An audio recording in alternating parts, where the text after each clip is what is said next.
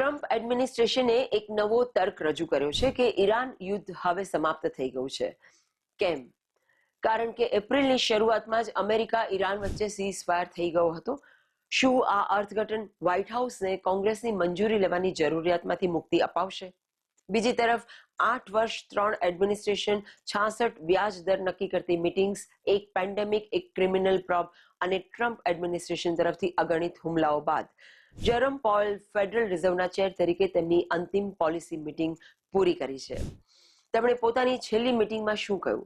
આ બાજુ ઓન્ટેરિયોમાં એક મોટી કાર્ગો ચોરીની તપાસમાં 5 ભારતીય મૂળના વ્યક્તિઓની ધરપકડ કરવામાં આવી છે. તેમના પર આરોપ છે કે તેમણે એક ટ્રેલર ચોર્યું હતું જેમાં $2 મિલિયન થી વધુની કિંમતનું કેનેબિસ હતો. કોણ છે આ 5 લોકો? શું તમે જાણો છો કે એકલતા ફક્ત તમારા મૂડને જ અસર નથી કરતી? નવું રિસર્ચ કહે છે કે તે હાર્ટ વાલ્વ ડિઝીઝનું જોખમ પણ વધારી શકે છે અને આ સંબંધ અન્ય સામાન્ય જોખમોને ધ્યાનમાં રાખ્યા પછી પણ ઘણો મજબૂત જોવા મળ્યો છે. આખી સ્ટોરી અને રિપોર્ટ મળશે અહીં. શરૂઆત કરીએ છીએ. Welcome to Gayatri speaks. હું છું ગાયત્રી તમારી સાથે. મિત્રો, ટ્રમ્પ એડમિનિસ્ટ્રેશનનો આ કાયદાકીય તર્ક ખૂબ જ મહત્વનો છે. વોર પાવર્સ એક્ટ હેઠળ જો દુશ્મનાવટ અથવા હોસ્ટિલિટીઝ 60 ડેઝથી વધુ ચાલી રહે તો રાષ્ટ્રપતિ કોંગ્રેસની મંજૂરી લેવી પડે છે. 60 ડેઝની આ ડેડલાઇન હવે પૂરી થઈ ગઈ છે, તેથી એડમિનિસ્ટ્રેશન એક નવું અર્થઘટન આપી રહ્યું છે. ગુરુવારે ટ્રમ્પ એડમિનિસ્ટ્રેશનના એક સિનિયર અધિકારીએ કહ્યું કે કાયદાની નજરે જોઈએ તો શનિવાર 28મી ફેબ્રુઆરીના રોજ જે લડાઈ શરૂ થઈ હતી તે હવે ખતમ થઈ ગઈ છે. એટલે કે યુદ્ધ જેવી સ્થિતિ હવે ટર્મિનેટેડ માની લેવામાં આવી છે. આ શબ્દ જાણી જોઈને પસંદ કરવામાં આવ્યો છે. એડમિનિસ્ટ્રેશનનું કહેવું છે કે સીઝફાયરનો અર્થ એ છે કે યુદ્ધ અસરકારક રીતે સમાપ્ત થઈ ગયું છે. જો કે ગ્રાઉન્ડ પર હજુ પણ બ્લોકેડ ચાલુ છે, સ્ટ્રેટ ઓફ હોર્મુઝ બંધ છે અને વાતચીત અટકી પડી છે. પરંતુ કાયદાકીય રીતે તેઓ દલીલ કરી રહ્યા છે કે તે લડાઈ પૂરી થઈ ગઈ છે. આનો અર્થ શું છે? જો કોંગ્રેસ સ્વીકારી લે કે લડાઈ ખતમ થઈ ગઈ છે તો ટ્રમ્પને કોઈ મંજૂરીની જરૂર નહીં પડે.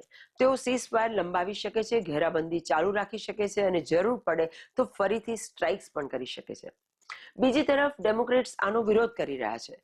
તેમનું કહેવું છે કે સીઝફાયર એટલે યુદ્ધનો અંત નથી. આ સાફ રીતે લડાઈ ચાલુ હોવાના જ સંકેત છે.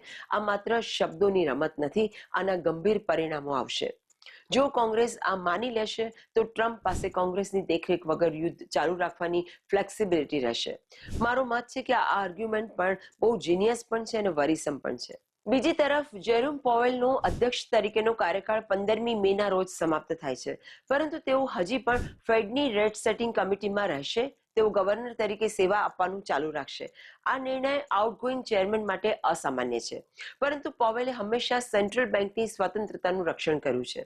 પોવેલે બુધવારે કહ્યું હતું કે જ્યાં સુધી તેમના કાર્યોની ડિપાર્ટમેન્ટ ઓફ જસ્ટિસ દ્વારા તપાસ સંપૂર્ણ પારદર્શિતા સાથે પૂરી ના થાય ત્યાં સુધી તેમણે કમિટીમાં રહેવું પડશે. સવાલ એ છે કે આ તપાસ શું હતી?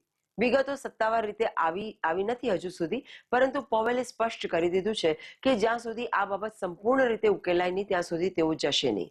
મતલબ કે તેઓ કમિટીમાં જળવાઈ રહેશે. જો મિત્રો, પોવેલનો લગભગ આખો કાર્યકાળ વિવાદાસ્પદ રહ્યો છે. તેમના પ્રથમ કાર્યકાળમાં પ્રેસિડેન્ટ ટ્રમ્પ જ તેમને લઈ આવ્યા હતા અને બીજા કાર્યકાળમાં ટ્રમ્પે જ વારંવાર તેમના ઉપર હુમલા કર્યા, વ્યાજ દરો વધારવા પર દબાણ કર્યું, ક્યારેક તેમને દુશ્મન પણ કહ્યા, પરંતુ પોવેલ તમામ દબાણો છતાં અડગ રહ્યા.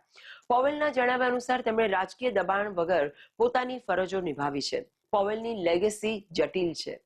તેમણે પેન્ડેમિક દરમિયાન અર્થતંત્રને સ્થિર કર્યું, મોંઘવારીને નિયંત્રિત કરવામાં મદદ કરી, પરંતુ તેમના પર ટીકા પણ થઈ કે ઘણી વખત નિર્ણય લેવામાં તેઓ ખૂબ ધીમા રહ્યા છે.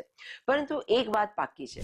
પોવેલના સમર્થકો માને છે કે તેમણે ફેડરલ રિઝર્વને ઘણી હદ સુધી સુરક્ષિત રાખ્યું છે.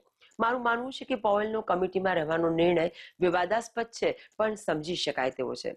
જો તેઓ અત્યારે ચાલ્યા જાય તો તેઓ લોકો માની લેશે કે તેઓ તપાસના કારણે ગયા છે.